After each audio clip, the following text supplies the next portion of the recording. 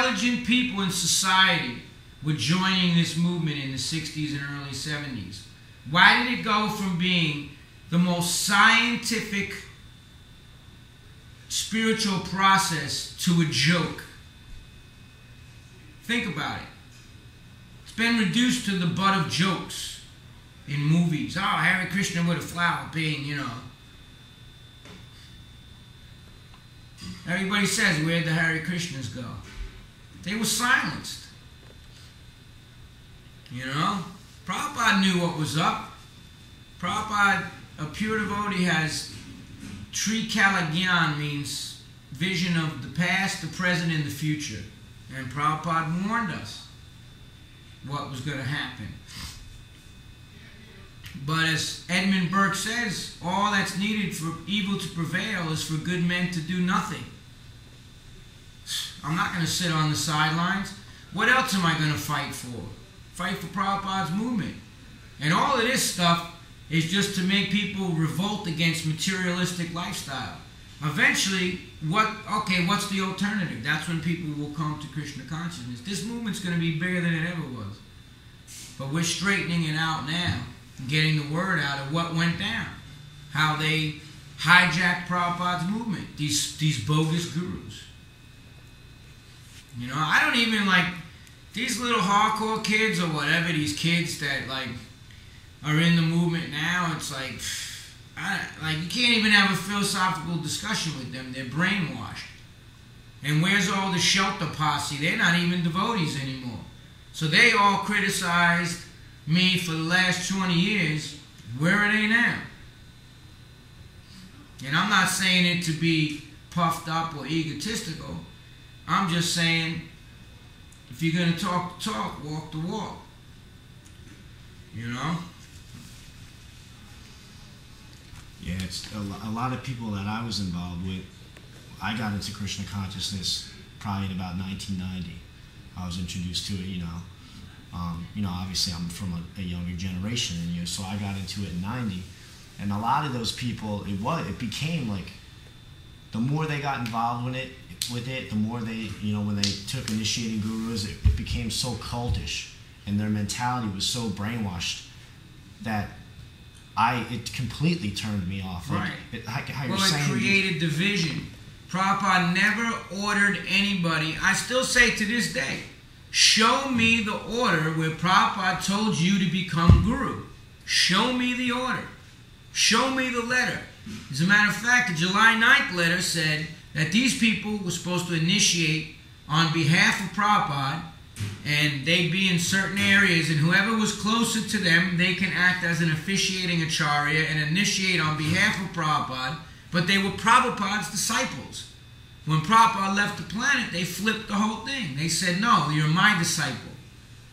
And then it just went on and on and on, and it went from 11, now there's like 300.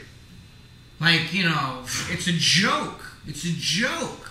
And it's just created my guru, my guru, my guru, my guru. It's like, and it's like, I know all the dirt that these dudes have done. I'm like, dude, like, if this was 500 years ago, I'd cut the guy's head off in public, man, and stick it on a pole. I'm not saying that lighthearted, dude. I wish that the time comes where these people could get what's coming to them, and they will. They'll get it in their next life, but they're all getting killed and dying off, and, you know, one of them got their head chopped off in a mall. Like, it's just, they're gonna get it, man. They're offending a pure devotee, man. They're destroying Prabhupada's movement. They leave and buy mansions with their little women they had on the side, or their boyfriends, and it's like, you take a penny from Prabhupada, man, you're done.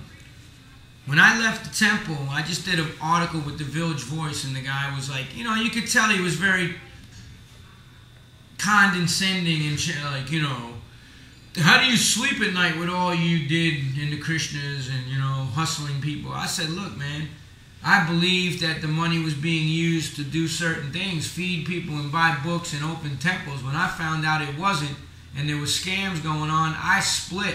And I split with not a penny. I split and moved into a squat with no running water, no windows. I didn't leave the temple with money. You know? That's the difference. So, you know, I don't claim to be a saint or whatever, but I believe what Prabhupada gave is the ultimate, absolute, 100% truth. And I know it because I lived it. And I saw what it did for me, and I know what it can do for everybody else. And that's why everyone's reading my book now and saying, yo, send me Prabhupada's books. If I could be the medium to give them Prabhupada's book, then I did my job. And that's what I said. Ultimately, what I want the book to accomplish is inspire people to be spiritual and better themselves. The way I know I've bettered myself, only through Prabhupada's mercy and the association of these devotees, not by any... Otherwise, I'd be just like the rest of the rogues that I was running the streets with in the 70s, and I would be dead or in jail or heroin addict or whatever the heck. Prabhupada plucked me out of that, man, only by Prabhupada's mercy. So my job till the day that I leave, John Joseph leaves this body behind, is to help people get the gift that I got. Without preaching. Prabhupada said, what's the value of your words? Simply give them my book. Because Prabhupada's book pierces the heart. Pierces the heart, that knowledge. Nothing I could say. You know, like I said, if you read my book and my book inspires you to read Prabhupada's book, then that book did its job. My book is only a stepping stone. You know? But a lot of the people that read it said, please, I would love to, you know, just this week I sent out 25 books, man, all over the world. Paid the postage, everything, man. You know? So that to me is the success of the book. It's not, I want people to feel sorry. I don't want nobody to feel sorry for what I went through as a kid or whatever. I don't even think about it. I went to those people's house yesterday. Didn't feel no way. I just told them what I thought. Didn't look at them, walked away, and that was it. You know? I don't hold no grudge toward them. Let go, let God. Everybody has to... No matter how tough you think you are, man, you ain't tougher than Krishna. You ain't tougher than God. And the toughest people I know on this planet are all... know that there's some personality above them controlling this whole situation. So, you know? And my job not only is to bring them to Prabhupada, but bring them to the real movement that's really giving Prabhupada. Don't let them get hustled. If I see you walking in New York and you're about to go get hustled in a game of 3-card money, and I know you, don't you think I'm going to tell you, yo, you ain't winning in that game? Same thing, man. It's not that I don't tell people, don't go see Radha Govinda in Brooklyn. Those deities are going to end up with us anyway. Them deities don't want to be there in Brooklyn. They belong in Manhattan.